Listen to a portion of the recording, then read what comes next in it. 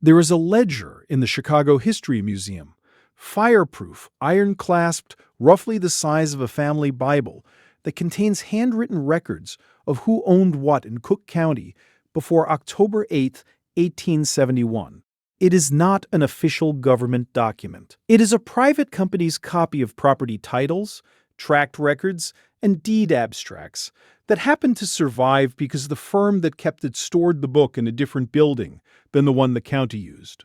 The Cook County Courthouse, which held the originals, burned to powder. Every deed, every mortgage filing, every proof of who held title to every parcel of land in one of the fastest-growing cities on Earth, gone in a single night. And in the morning, the question was not simply how to rebuild a city, it was something far more elementary.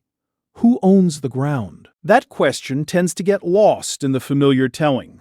The Great Chicago Fire of 1871 is one of the most well-documented urban disasters in American history.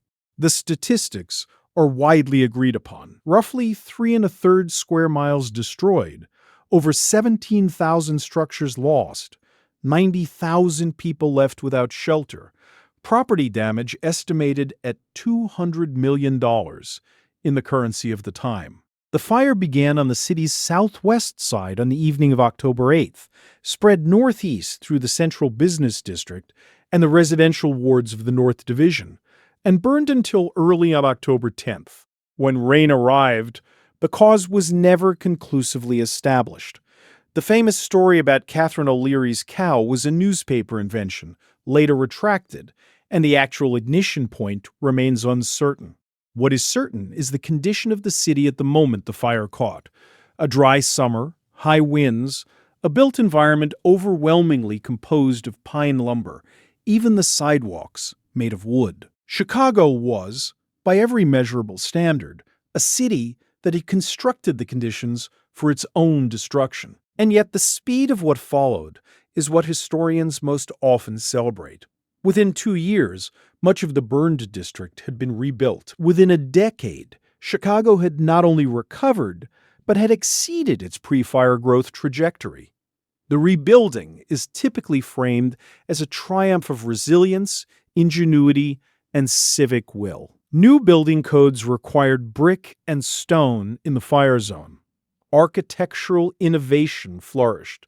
The skyscraper was, in many structural senses, born from that ash. What the standard narrative does not dwell on is a subtler question, not whether the city was rebuilt, but for whom and on whose terms, and what disappeared in the process that had nothing to do with wood or flame. When the Cook County Courthouse burned, it took with it virtually all legal evidence of property ownership in the county. The Chicago Times reported plainly that there had been absolute destruction of all legal evidence of titles to property in Cook County. 3 private title abstract companies, firms that had maintained their own parallel records of land transactions dating back to 1847, suddenly held the only surviving proof of who owned what. Within 6 months, the Illinois state legislature passed the Burnt Records Act of 1872, which granted those private records the legal standing of public documents. Courts could now use a private company's ledger to settle title disputes. This was not corruption, it was necessity. But the structural consequence was unmistakable. The legal ownership of one of the most valuable tracts of urban land in America passed through a bottleneck controlled by a handful of private firms. From this moment, Chicago Title and Trust became one of the most powerful institutions in the city. Not because it seized anything, but because it was the only entity that could verify what anyone else already had. Consider what this meant for a single person. A German carpenter on the north side who had purchased a small lot 5 years before the fire and built a house on it with his own hands, now stood on bare ground with no paper trail. If his name appeared in the records of one of those 3 abstract companies, he could reestablish title. If it did not, if his transaction had been informal or handled by a notary whose records also burned or simply never abstracted, he had no legal claim. He still had neighbors who knew him. He still had the memory of purchase, But memory is not title, and title is what decides who rebuilds and who moves.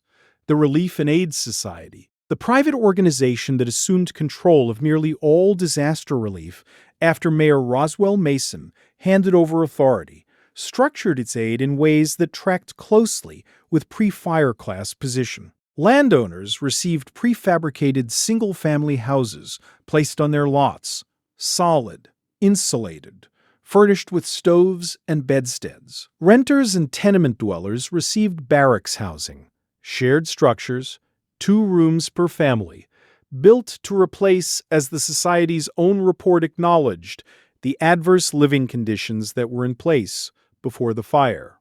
The Society's membership required a $5 fee, roughly $125 in current terms, which automatically excluded the laboring poor from any governance role. Its executive committee was composed almost entirely of what the Society itself called prominent citizens, men with capital investments in the city's economic recovery.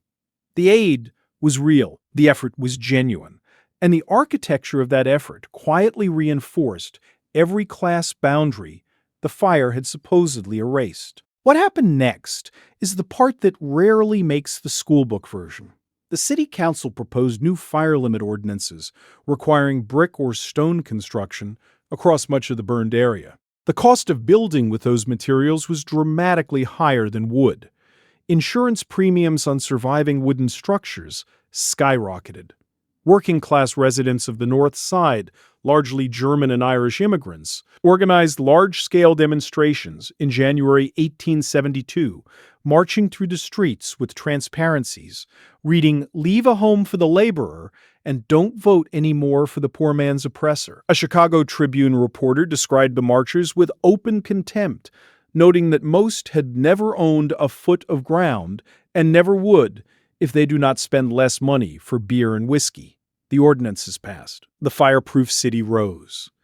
And the neighborhoods that had housed the laboring classes before the fire were, within a decade, occupied by what another Tribune article called numerous blocks of elegant buildings, wholesale dry goods houses, commercial offices, residences of a character that had nothing to do with the people who had lived there before the flames. The lot, where Catherine O'Leary's small wooden house had stood, in a modest agricultural corner of the southwest side, soon held a 3-story ornamental mansion. The transformation was not subtle. It was not gradual. It was a visible, material replacement of one class of resident with another, enabled not by villainy, but by the ordinary operations of building codes, insurance markets, relief distribution, and the legal mechanics of property verification after a fire destroyed the public record.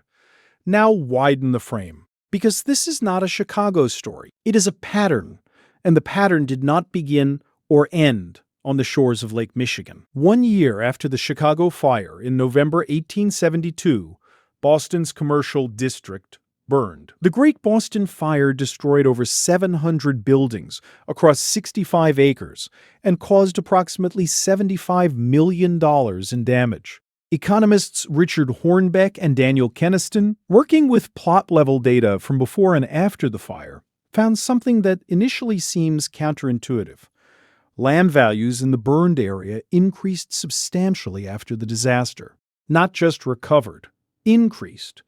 Plots that had been destroyed were now worth more as empty land than they had been with buildings on them. The reason was structural. Before the fire, Boston's commercial core was a dense patchwork of old buildings and new ones, owned by hundreds of separate parties, none of whom could individually justify the cost of demolition and redevelopment.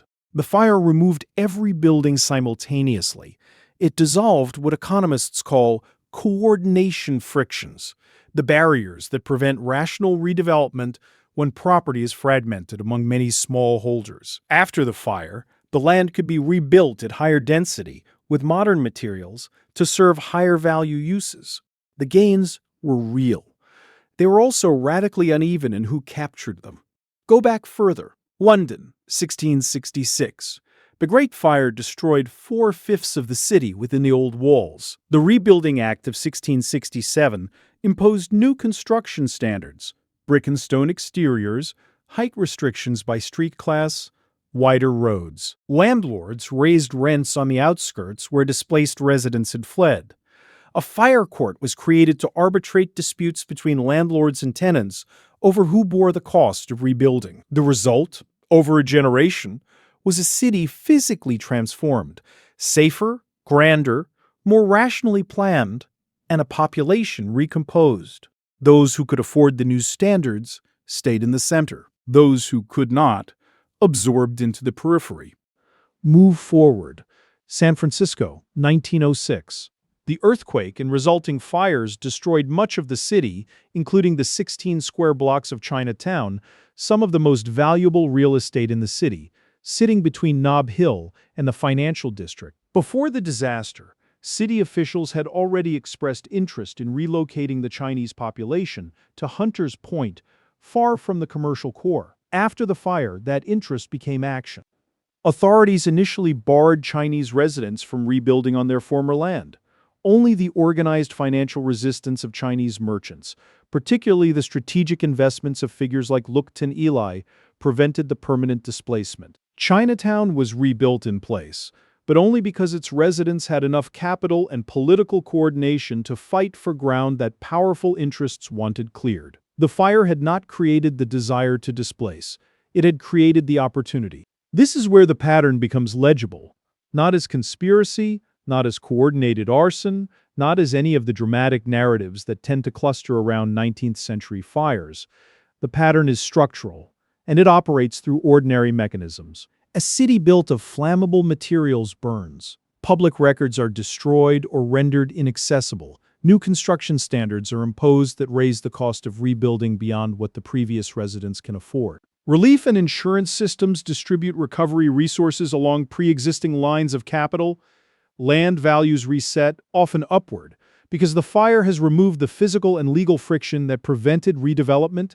The population that returns to the rebuilt city is wealthier, on average, than the population that lived there before.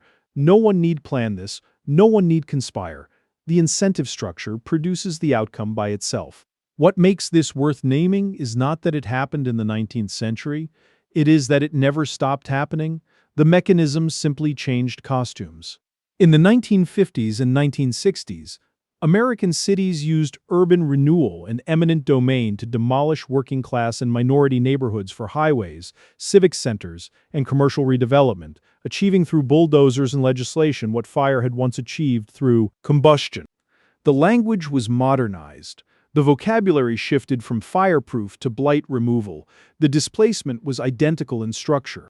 Haussmann's renovation of Paris between 1853 and 1870, the demolition of 12,000 buildings, the clearing of medieval working-class quarters for grand boulevards, was neither fire nor American, and yet it followed precisely the same mechanics. Existing residents removed, construction costs elevated beyond their return, the rebuilt environment occupied by a wealthier class.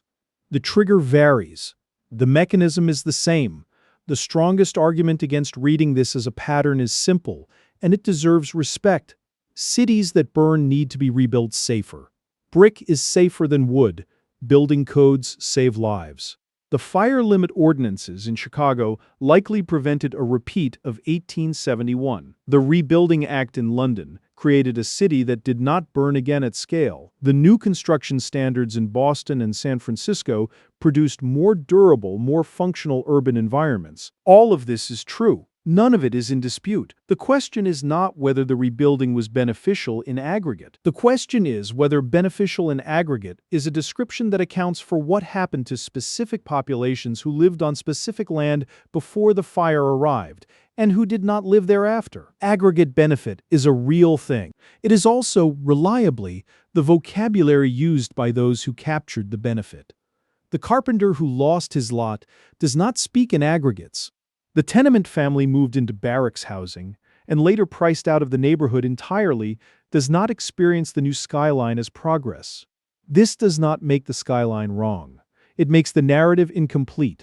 And incomplete narratives about who gains from destruction have a particular utility. They make the next destruction easier to accept. On the night of October 8, 1871, it was not only Chicago that burned, The Peshtigo fire in Wisconsin killed over 1,200 people, more than 4 times the Chicago death toll, and destroyed 1.5 million acres of forest and farmland. Across Lake Michigan, the Great Michigan Fire struck simultaneously, leveling the towns of Holland, Manistee, and Port Huron. The coincidence of these fires on a single night has generated speculation for over a century, ranging from meteorological explanations involving drought and high winds across the Great Lakes Basin to more exotic theories. The prosaic explanation, an exceptionally dry autumn, a region built almost entirely from lumber, and sustained high winds is sufficient. What is worth noticing is not the simultaneity of the ignition, but the consistency of what followed.